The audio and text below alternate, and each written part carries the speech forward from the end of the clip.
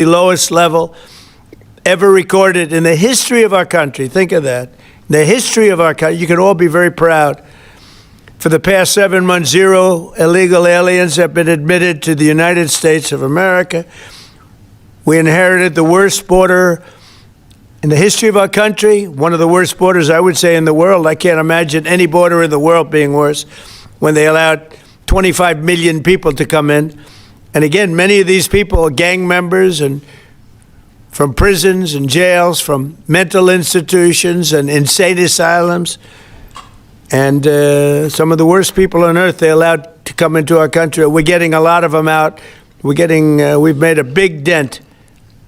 And the self-deportation is something nobody talks about, but literally millions of people are self-deporting because they don't want to be captured. Once they're captured, they don't have the chance to self-deport. They never have the chance to come back into our country. We inherited that border from an incompetent administration and turned it into the strongest border in the history of our country. So we took the worst border in the history of our country, and in a period of 2 months, we turned it into the strongest border in the history of our country.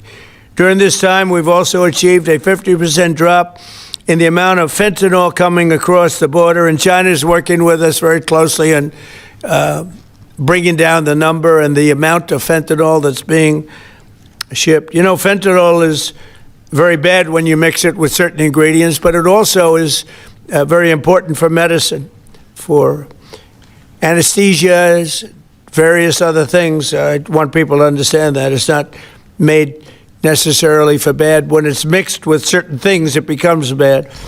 And that's what's taking place in Mexico. And we've got it down to a much lower number, not satisfactory, but it will be satisfactory soon. In May, we executed the largest fentanyl bust in the history of the U.S., seizing 3 million fentanyl pills all at one time. Think of that, 3 million pills. It's amounted to billions of dollars worth of drugs. And last month, we seized another 1.7 million fentanyl pills in the state of Colorado, the poorly run state of Colorado, with a governor who's incompetent. And frankly, with a governor that won't allow our wonderful Tina to come out of a jail, in a high-intensity jail, because she caught people cheating on an election, and they said she was cheating. She wasn't cheating.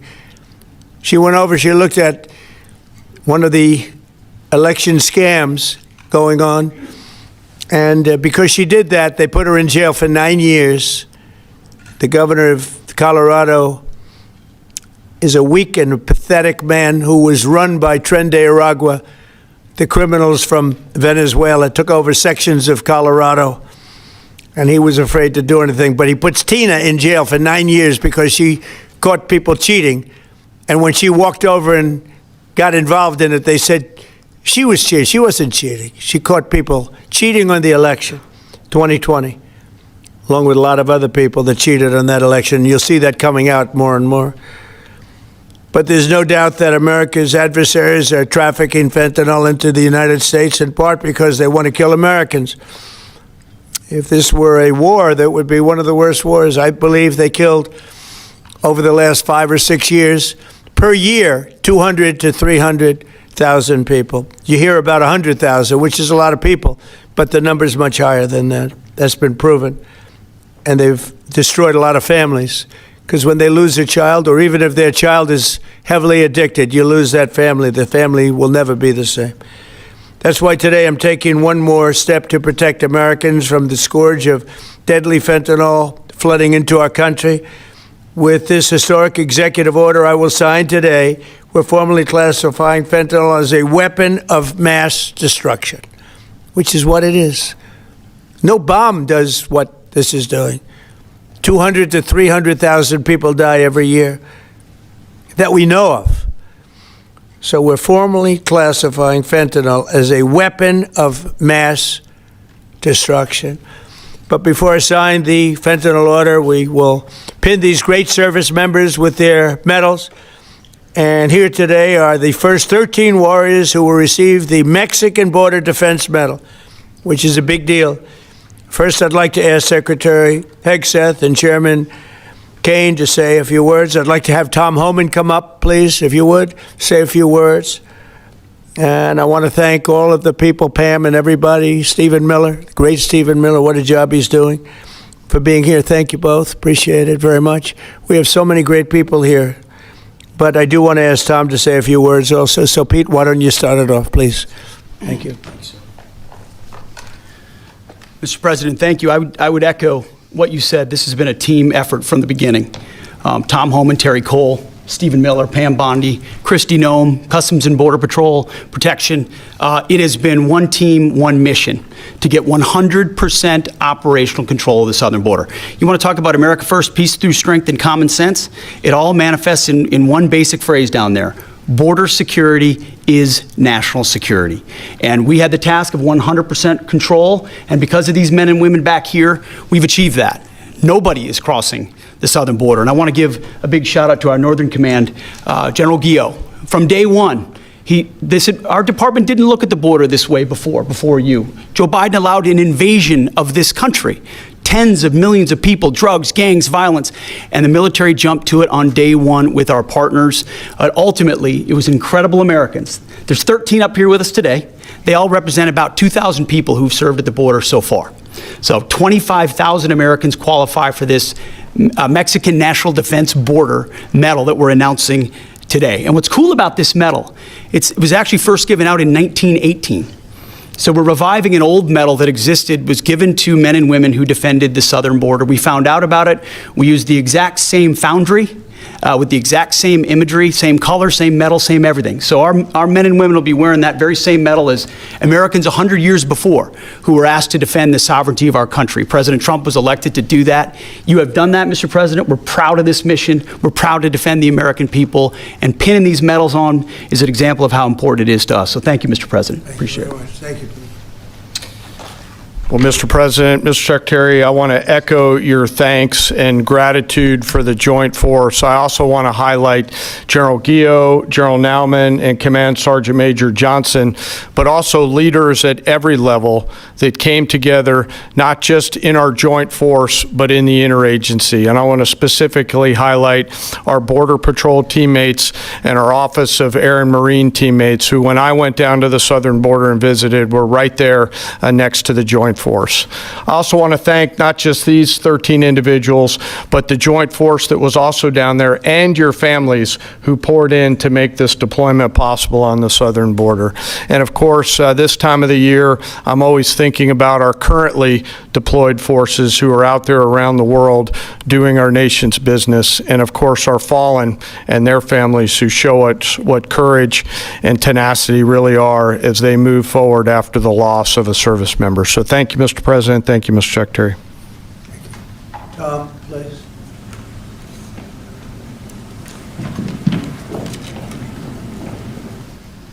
You know, it's always an honor for me to be in the Oval Office with the greatest president of my lifetime. Yes, I said it, and I meant it. You know, I just got home last night.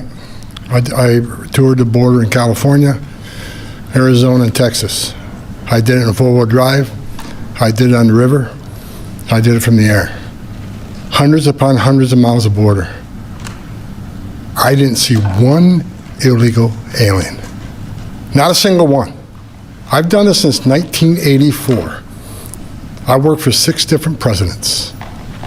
No one's done more than President Trump. What he has done is gave us the most secure border in the history of this nation. Hard to stop. I went to hundreds of miles of border and didn't see one illegal alien. Incredible, considering the Biden administration, we had 10, 12,000 a day, most released in the United States. I'm proud to be with these patriots behind me. I'm already proud to be in the Oval Office of the President, but being with these heroes, I met some of these soldiers down on the border. And actually, a shout out to Fort Drum, New York. We got some 10th Mountain Division here, so Elise Stefanik, Claudia Tennant, we all love Fort Drum and the 10th Mountain. So look, this is a game changer. I want to make something perfectly clear, because we get attacked all the time being inhumane. The Biden administration is much more humane. It's a bunch of crap. Because there's been studies done that 31% of women that make that journey through the cartels get sexually assaulted. They get raped. And not just the women, children too. I've done numerous investigations in that. Sex trafficking was at historic highs with that open border. Fentanyl, historic highs that killed 250,000 Americans. No inspector terrorists that came across the border. Record, historic. What happened under the Biden administration was the most inhumane thing I've seen in my lifetime. Now that the border is 96% decline, 96% less people are coming, how many women aren't being raped? How many children aren't dying making that journey? How many women and children aren't being sex trafficked into this country every day? How many known suspected terrorists aren't just walking across that border? President Trump and this administration is saving thousands of lives every month. Hard stop. That's just a stone cold fact. I'm just proud to be a part of this. I work with Steve Miller every day. Steve Miller is one of the most brilliant people I've met in my entire life. President Trump brought together one hell of a team here, and the success proves. We all working together, one team, one fight. We're not done yet. We're going to keep going.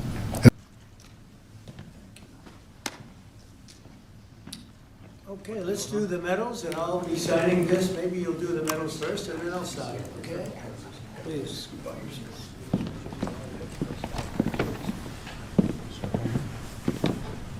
Nice medal. It's not bad.